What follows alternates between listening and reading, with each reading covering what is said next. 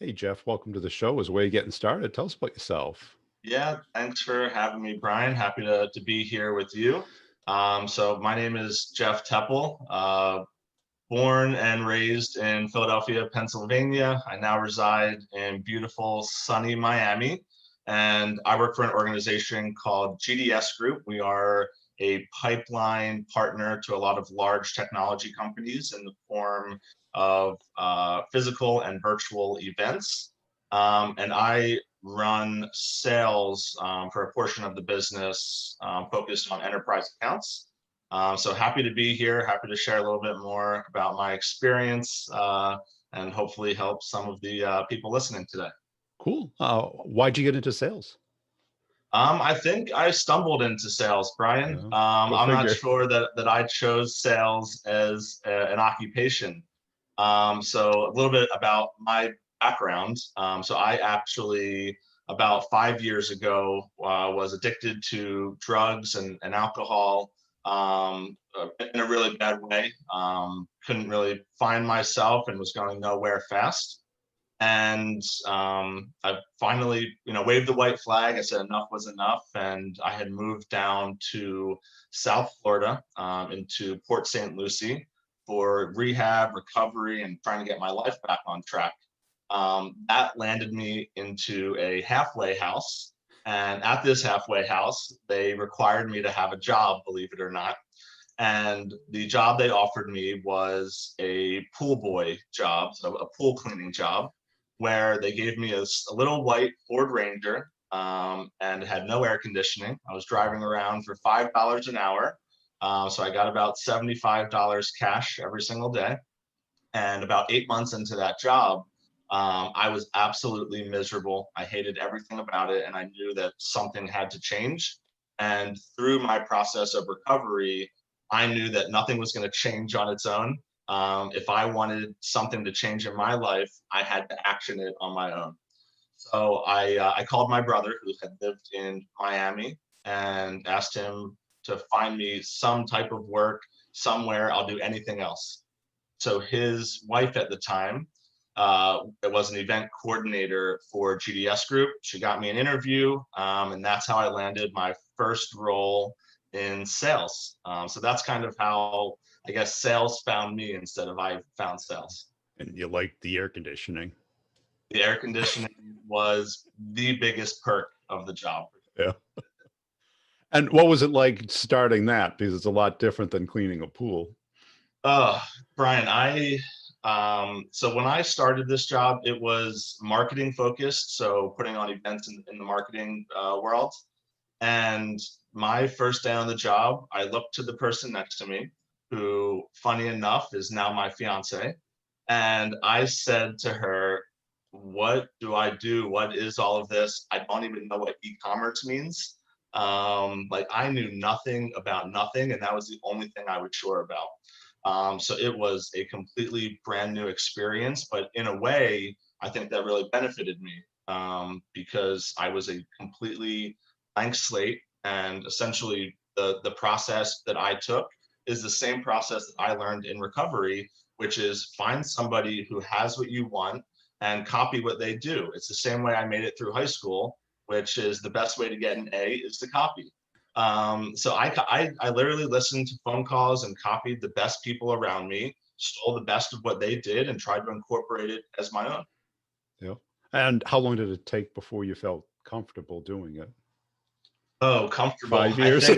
Sales, that's an interesting question, because I don't know if you ever truly feel 100% confident in sales. I think if you do, then for me, I would feel complacent if I felt 100% comfortable. So for me, I'm always trying to be learning and trying new things and adopting new methods. One of the reasons I follow you and others is to try to learn and incorporate new things. I'd say when I started to actually, you know, feel good in my position, it probably took me 6 months to a year to feel 100% confident in what I was doing. Um, and that's just from a product perspective and a comfortability and confidence perspective. it takes time to push through those boundaries. But yeah, I mean, I think if you're stagnant and not moving, then you're actually moving backwards. And what do you like about sales? I love, I think that sales is one of those very unique jobs. And I've had many odd jobs in my time, could never keep a job for more than 3 or 4 months at a time. But the thing I love most about sales is I think the adrenaline rush, the chase, the excitement, the unknown, being vulnerable and pushing outside your comfort zone, because you learn so much through your experience that you don't necessarily learn anywhere else. Yeah. And it's being vulnerable, and it's trying things that your mind is telling you, I don't know, it's kind of uncomfortable, I'm kind of scared. But then you do it and you break through this boundary and learn so much about yourself that you can then apply to the rest of your life. I think the lessons that I learn through those processes is what I enjoy most. Obviously, I enjoy speaking with people. I'm definitely a relationship type of individual. So building lifelong relationships. I have clients that I've met a couple years ago that are invited to my wedding. So I think building those bonds, continuing to improve and learn from people. I have a really amazing opportunity where I get to speak to CEOs and CMOs, heads of sales from the largest companies in the world. And if I'm not taking that opportunity to learn from them and to grow, then I'm kind of missing the mark. And how about like the money? Has the money kind of replaced the high of drugs You and know what? alcohol? The money's definitely been good. Obviously, we all work to make money. I don't know if it's replaced the high. I think I've definitely replaced the high in other areas. I think that in my life, and I think this translates really nicely from what I've learned in recovery to what makes me happy today, which is the whole reason I wanted to join this podcast, Brian, was to help other people. I think that's what fills a void in me, Yeah. is to make others happy, to bring them joy, to support them. And I think that's just really the translation from what I've learned, which is to put others first, into my sales career, that has allowed me to be successful. And are you still an individual contributor, or are you in leadership now? Or Yeah, I've jumped around from a couple of different roles within the business, from individual contributor to manager to running the inside sales team and SDR function, which is definitely the most difficult. And now I am on a enterprise account team, looking after some of our larger accounts within the business. So definitely still an individual contributor at this point. yeah. And what does your day look like now? I guess my work day looks like a lot of client calls, a lot of strategic conversations about the gaps that exist within their current organizations.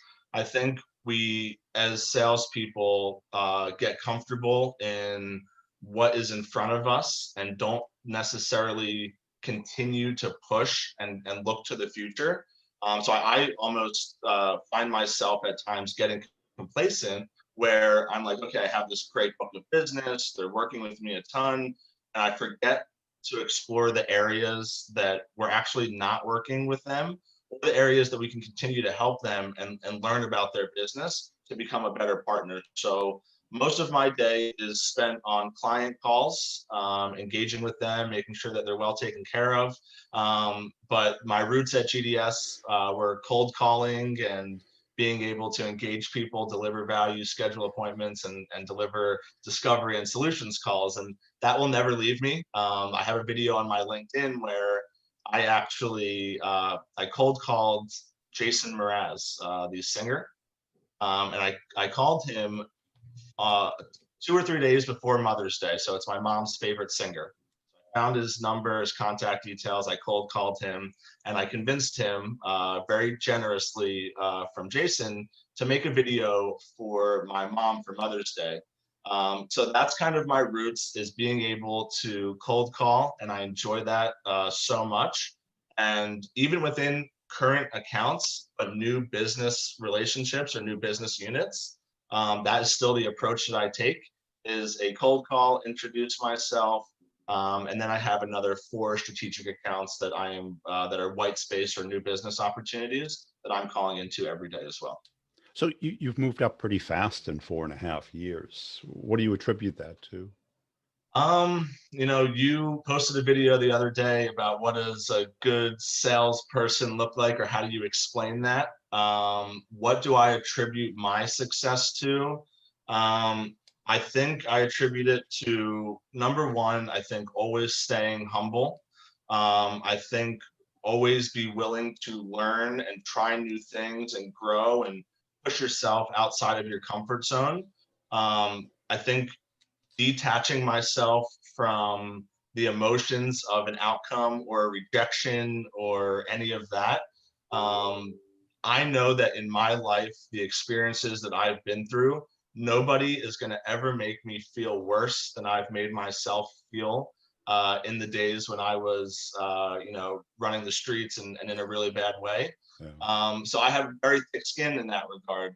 I really contribute my success mainly, Brian, to the people around me. I didn't know anything when I started this job, and I literally just picked up what they were doing and implemented it for myself, and it worked. And Yeah. that's what I continue to do. And I think at the core of my selling style is just try to be a good person, try to do the right thing, always look out for your clients, and always be completely transparent. I think that that builds a level of trust with clients when you're able to be open with them, that will ultimately lead to successful partnerships. Yeah. And how do you keep from, the downs? The sales is a roller coaster. You have highs, you close a deal, then you have downs, you get hung up on, you lose a deal. How have you kind of mitigated that emotional roller coaster? Yeah, so I'll tell you a quick story. So when I first started at GDS, I started in June, so June to December, I started with a 6-month window in that current fiscal. And within that fiscal, I did around 400,000 in business, and was pretty good for a new starter. When we came back in January, I thought I was the everything, Yeah. of course, and I didn't do another deal for 6 months after that. And I got really down on myself. I called out almost every Monday pretending to have migraines because I didn't want to come into work. I lost my way. I got complacent. I got cocky. And the one thing that I've learned in this job in sales is that you can never be that way. And again, learned that through an actual experience that I put myself through. So the way that I deal with the downs now, or rejection or any of that, is honestly, I try to brush it off and move on to the next thing. My whole mentality is that you cannot control what you cannot control. What I can worry about are the things that are within my control. Yeah. And all I can do is the best that I can do every single day to influence what my pipeline looks like and what my future looks like. I'm not gonna, I don't regret the past. I'm not gonna shut the door on it. I'm gonna use it as an experience to drive me into what the future looks like. But for me, it's having that built-in forgetter in your head, and just being able to quickly move on and say, you know what, on to the next thing. That happened. I can't control it. But what I can control is what I do next. And that's the most important thing.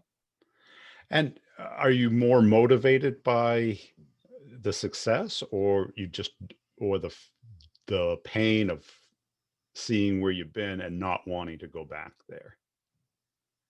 It's a good question that I'm not sure I have thought about. I think it's probably a mix of both. I mean, if you look at the way I was living before on, the streets of Philadelphia, running around like a crazy person, Obviously, I'll do anything not to go back to that. But on that same foot, the success and the lifestyle and the things that sobriety and GDS has allowed me to have now, I don't ever want to lose that either. Right. So I think it's a healthy balance of the two, that really allows me to stay balanced and level headed and right minded through everything. And how about as far as your identity? Who do you believe you are? It's You know, interesting that, yeah, that's very interesting that you say that. So I 100% wholeheartedly believe that I am an alcoholic. I'm an addict. I believe that I'm a salesperson. I believe that I'm the a top good guy. three, the Well, trifecta. yeah, absolutely. Over anything else, I believe that I'm a good guy trying to do the right thing, trying to help other people. That is kind of my core value. Is how can I go out of my way and help somebody? That is what brings me peace. It actually probably does more for me than it does for anyone that I would help, because it takes me outside of my own head and it allows me to fill it with something that brings me joy. And I think whatever that is, whether it's helping people or going for a walk and making a video on your cell phone, whatever that looks like for you, it's important to get outside of yourself sometimes, and put others. Now, I've always had like these anchors, pay stubs, autographs from people, awards in my office, so that whenever I get down, and I may not look at them for 6 months or a long time, but I have them there to remind me of what I'm capable of. Do you have those types of things, or have you come up with a system? So my first probably 2 years at GDS, I had a little cutout of the Serenity Prayer, which Yeah. is a prayer that we say in a 12-step program I'm a part of. And I had it taped on my desk. And if you think about this, I was coming into a brand new job with brand new people. I'm this new guy who has the Serenity Prayer taped on his desk, and people kind of looking at me like, what is this guy, what's he doing? But that always kept it fresh for me. It allowed me to always have in my head, that's where, it reminded me of where I came from, but also in the moment kept me level headed, where I needed to accept the things I couldn't change, and the courage to change the things that I can. And that saying and seeing that and saying it allowed me form a practice of not getting too reactionary when problems arose or etc. But yeah, that I think that's one of the only things, that I've had as I guess a thing that reminded me of past times. Um, Besides, it's always in my head. And every time I speak to somebody, Brian, I feel, once I get close to them, I feel like I'm hiding something when I don't share who I am. And I think it's just better to get it off your chest, share who you are, be vulnerable, be open. I've never had a negative response from sharing my story. I don't do it too often. This is the first time I've done this publicly. So, I mean, I think that if you stay invisible, then nobody knows. And if nobody knows, then no one knows to come to you for help. So I choose to make my story known, so that maybe a coworker knows what I've went through, and they have a family member, which has happened 3 or 4 times since starting GDS, where they come up to me, they ask for advice, I'm able to point them in the right direction.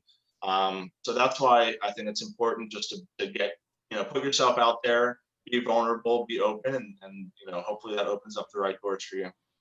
Well, I think the Serenity Prayer helps you with a couple of things, gets you into the moment, which is big in recovery. It's about right now, because this is the only moment you have any control over. You can't change the past. You can influence the future, but it's still not here.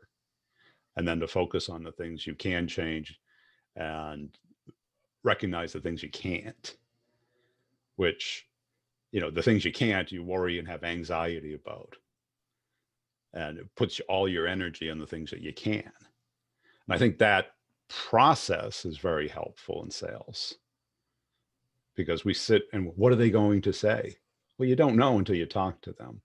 Is it worth sitting down and practicing it? Yeah. Is it worth worrying about a deal coming in or not coming in if you can't influence it?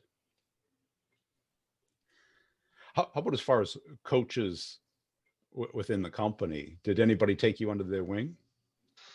Um, yeah, so I think I was very fortunate, having come into the business through a referral. So I actually got to sit next to my current fiance, who was the top trainee in her class at the time. And on the other side was the global #1 sales producer in the entire business. So I had two people next to me, um, that could really influence and teach me the GDS way. On top of that, the VP who ran the office also managed the pod that I was on. So I had the trifecta of people that I needed, the best people that could possibly help me. But as you know, internal mentors, they only get you so far. They get Right. you as far as the limitations of your company. They don't take you They outside don't do it for of, you. right. They don't translate, they don't look at your entire life and what that means for your sales career, just for what your career means at GDS for me. So what I actually did, and it's very similar to the way that my recovery worked, which is you seek out mentors and they give you guidance, because they've been through it before, right? They have the experience, they've been married, they've done this, they've done that. They know the things that you want and you're about to go through, and they point you in the right direction, right? So it's the same thing with finding a mentor in sales. And I have a few mentors in sales now. The way that I got them, they were actually current clients.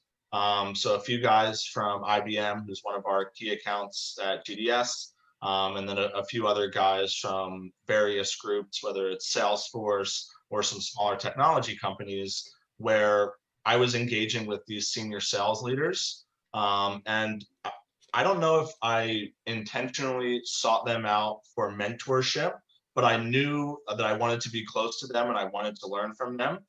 And I think it just evolved into that. So two of those senior VPs of sales from IBM are invited to my wedding. We've gotten very close. I can call them for anything, and they know that I would do anything for them. It goes back to the, whether you're cold calling a prospect, or whether you're afraid to send an email or anything really. It's about just putting yourself out there, being vulnerable, and asking for help. I think being able to ask for help is one of the best attributes somebody can have, Yeah. is to just say, hey, are you willing to help me? Can you help in this area? I have a question about this. And it doesn't have to be, hey, will you be my mentor? It's, hey, I Right. saw that you were, doing really well in this area. Can you help guide me in the right direction? Or I have a single question. I think you'd be best suited to answer it. And then ask the question. And if there's a connection, it will evolve into something naturally. But yeah, I think mentorship has been huge in my life. And just being able to look to others, because the reality is, Brian, I don't know what's best. All I have is my experience to Right. work off of. Right. But if I'm a smart guy, I'm going to steal someone else's experience and learn from their mistakes to help me excel in my life. I think it is the number one thing, because, and it's almost never done, especially with young people in sales. They feel that it says I'm not good enough, or I don't know what I'm doing, but it really says just the opposite. I want to become better, Exactly. right? I I surrender to the idea I'm not perfect, and that minute that you declare that you're not perfect is the day you start becoming better at sales. Because if you want to learn through experience, it's going to take 10 years. If you want to learn from someone else's experience, a year or two would be okay. Yeah, you're absolutely right. You have to silence your pride and silence your ego and your Right. selfishness as a salesperson and just say, you know what, I don't know everything. Let me ask somebody who has done this for 20, 30, 40 years, who can maybe help me avoid a mistake that I don't want to make. And that it's been huge for me. And and that moment, it might take some people 5, 10 years to figure out. But the Yeah. person you're asking, they've seen the movie 1,000 times. They know how it ends. They can tell, and you're like, I know it better. And or they say, well, what would you do? They throw the 100% of the onus on the other person instead of showing your work.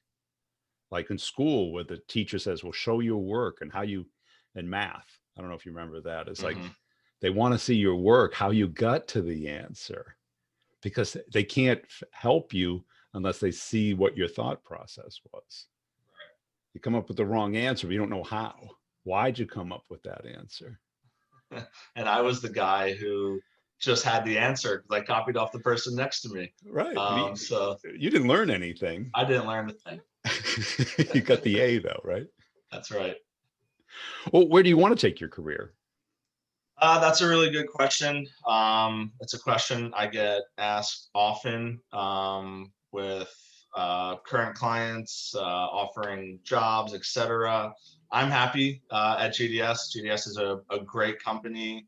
We're doing some really cool things in the virtual event landscape, driving really, really positive pipeline results for our customers. And I'm doing well and I'm having fun. And yes, I may be limited to my learning capacity internally, like those walls we talked about with mentorship internally.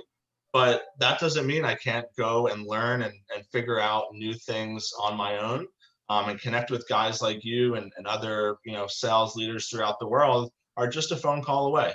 And if I'm willing to put myself out there, it'll come back to help me. Um, I'm not 100% sure where I want to go next, and I don't know if I'm 100% concerned with where I want to go next. Like you said, I need to stay in the moment, and that's kind of my whole philosophy: is put your head down, do the hard work, do it right, be a good person, and trust in that process. And if you continue to do that, and every step of the way is the right way, or you're doing it to the best of your ability, then something will come along, it will work out, and opportunities will be put in front of you. I've been very blessed in that regard. And I'm just going to keep trucking along on that path. If there comes a time where there's a new opportunity for me, and I'm sure that time will come, it'll definitely be in sales. That's absolutely my calling, and something that I love to do. Great. Hey, I appreciate your time today, Jeff. Where can people go to connect with you? Yeah, so you can find me on LinkedIn. It is the only social platform that I use. I miss the days of the Instagrams and the Twitters because I was out doing other things. So I'm on LinkedIn, Jeff Teppel, and I'd love to connect.